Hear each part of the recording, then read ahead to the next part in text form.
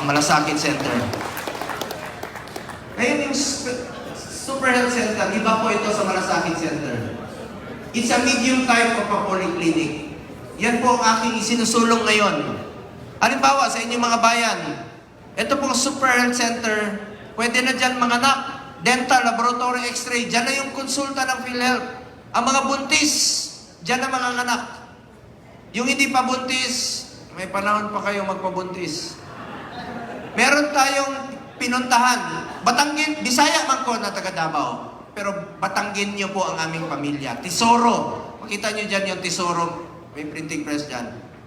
Taga Batangas yan. Meron akong pinuntahan sa Batangas. Super Health Center. Island.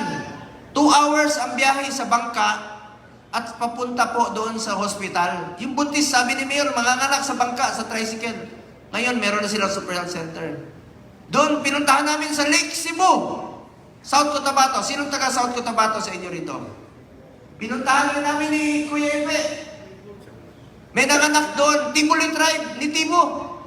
Masayang-masaya yung mayor at yung kapitan. Sabi nila, Sir, pangalanan namin sa iyo itong bata. Kasi bago ka dumating, pinanganak na yung bata. Pagtingin ko sa bata, babae.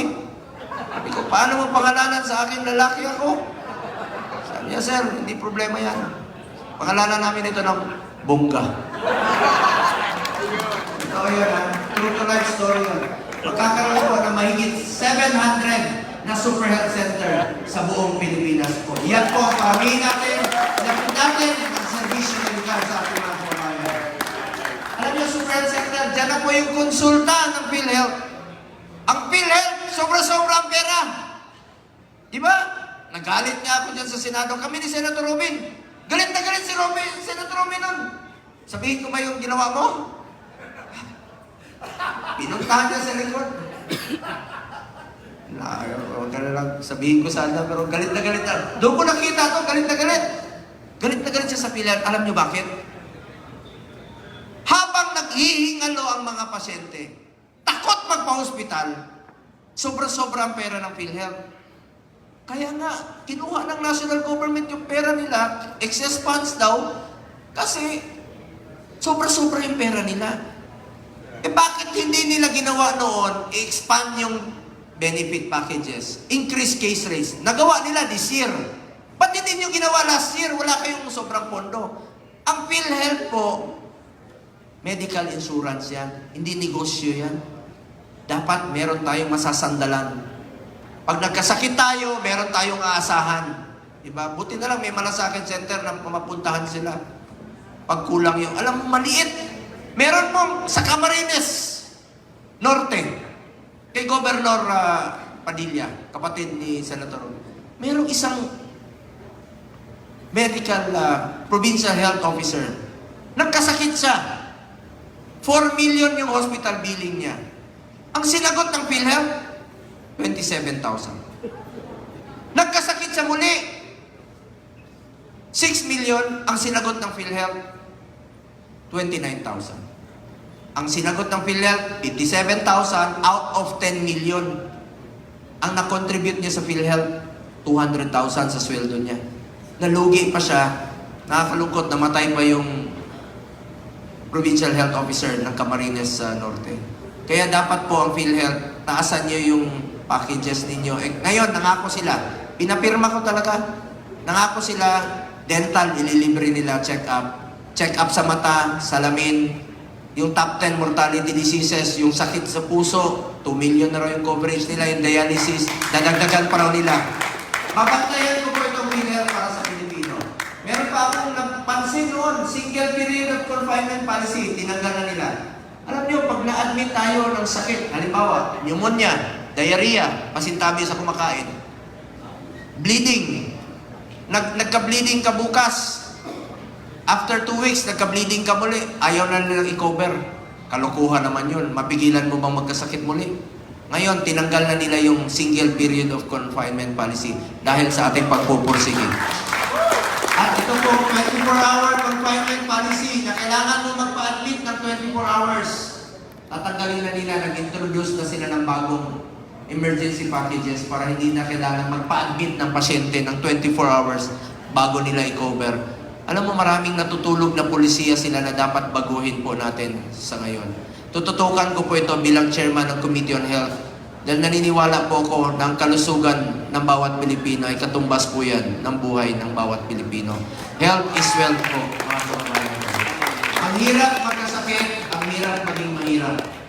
Kaya tututukan po namin ito ni Senator Robin. At ngayon, kung mas marami pa kaming kasama sa Senado, mas marami pang tututok at mas marami pang makakapagbigay ng serbisyo sa inyo. So, yun lang po. Ako naman, nakikiusap po ako sa inyo. Unahin po natin ang mga kasamahan natin dito. Ako naman, hindi nyo na malimutan yung apelido ko. Ang ikli lang niya. Tapos, pumunta kayo sa kanto. Punta kayo ng kanto. Anong maalala nyo pag traffic? Go! Go! Pag gutom na kayo, bibili kayo ng manok. Chokes to? Go! Go! Tapos, anong pangalan ng dating Pangulo? Rodri? Go! O, paborito naming ulam? Mong? Go! O, kita nyo? Anong tawag sa mahilig sa alak? Laseng? Go! Sino laseng ko sa inyo? Isa lang, volunteer. Isa lang. Dito, meron to. Hindi, huwag dyan sa kapatid natin. Doon sa likod. Sino yung mga lasing ko dyan? Volunteer lang, isa lang.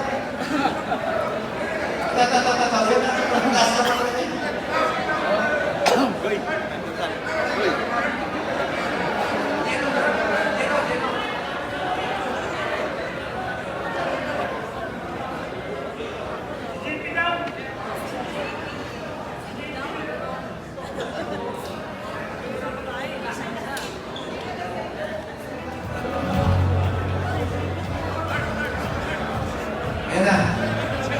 Dali.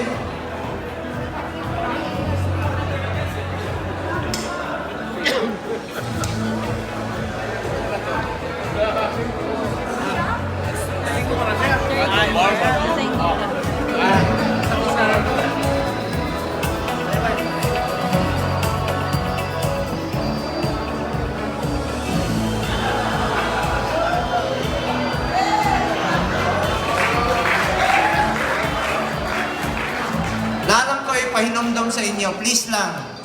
Sa lahat ng mga lasenggo, huwag kayong magmaneho pag nakainom. Pag may nangyari sa inyo, ako na naman maalala nyo, pag kayo ay na? Hindi kayo makalimot sa akin. Anong paborito nating araw? Ling?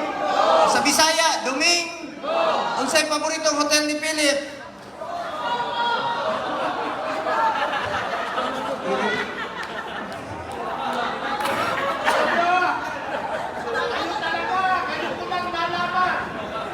PDP pala, maraming marites!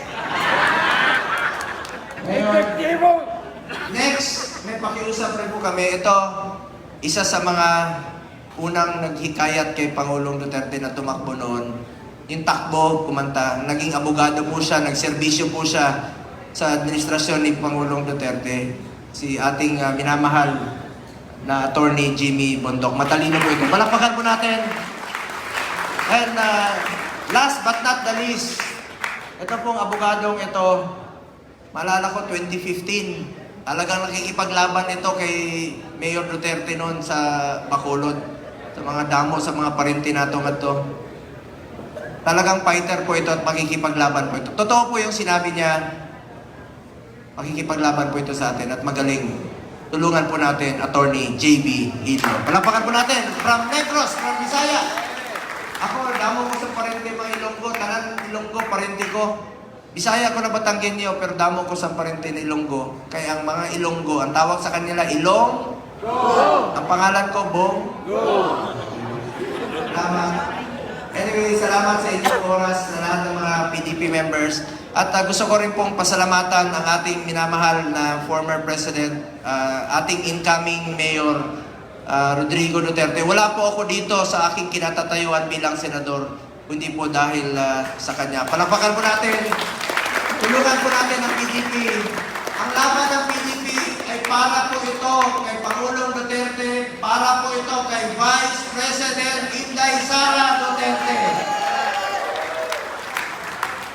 Mas marami tayo sa Senado, mas marami pong makikipaglaban sa kanya.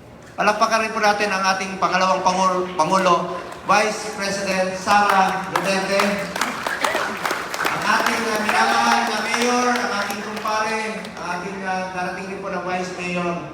Maganda po ang Davao ngayon dahil po sa mga Duterte. Totoo po yan. At Pilipino na pong, mga Davaoenyo na pong umusga kung mas tahimik ang buhay natin dito sa Davao. Siya po nag-restore ng peace and order dito, 1988 pa.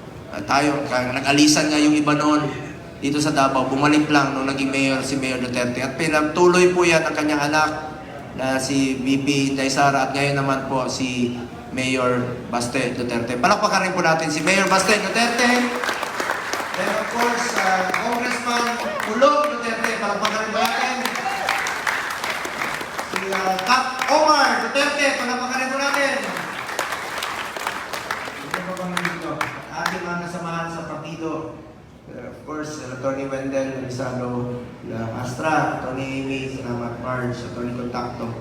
Mga taga-tagayan, dito rin sila Councilor Malaba, mga kapatid ko, thank you very much. Dito na po si Mato, Pre, kanina na-mention ko about yung nakalabas na, matuloy na pagkamalan ko si Mato sa likod. Sabi ko, hindi magiging successful ang administrasyon ni Pangulong Duterte kung hindi dahil sa ating magaling na first GPNP ng administrasyon ni Pangulong Duterte. Senator Bato de la Rosa. Please na po, magtulungan tayo kasi importante rin po, no? Pareho kaming taga Mindanao at hindi naman namin pinapabayaan ang mga taga Mindanao, mga Bisaya, wala mo ginapasagdan, mga Muslim, tinabangay tayo. And of course, mga taga Luzon sa inyo, dito sila Sir Jojo Coronan.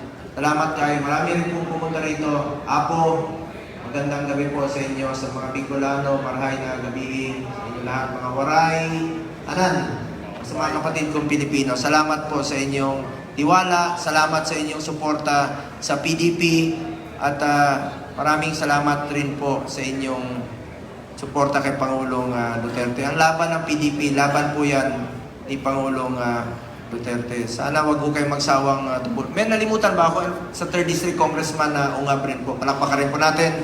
Mga kababayan po. Salamat po muli. Dito rin po ang ating mga opisyales ng ang PDP, si Ma'am Vivian Velez. Palakpakan po natin, Ma'am. Maraming salamat. Si Tony Frank Quijano ng Senior Citizens. Si Sir Vic Garcia. Ito si Sir Vic. Dugay na ni, 2014 pa lang, wala pa ni Dagan si Presidente Duterte na yun eh. Of course, ang classmate niya si Atty. Dabs Mamao. Palakpakan po nato, palihog. Si Ma'am Nene, Ma'am Nene, Nene Nosuki. Ang mga representative rin po ni Sir Atty. Torion, sila si Marlon. Palakpakan rin po natin sila. Salamat kayo sa inyong suporta at iwala. Mayong gabi, padayon lang ta sa tinabangay, mga kaigsunan. Nalang ko isulti sa inyo, Tagalogin ko na lang kasi yung iba ay galing Maynila.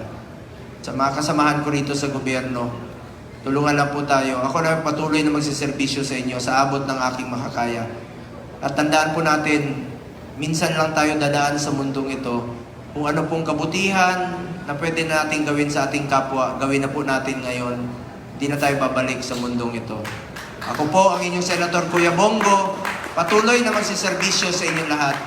Dahil ako po ay naniniwala ng serbisyo po sa tao. Serbisyo po yan sa Diyos at serbisyo po yan kay Allah. Maraming salamat po. Mahal na mahal ko kayo lahat. Thank you po.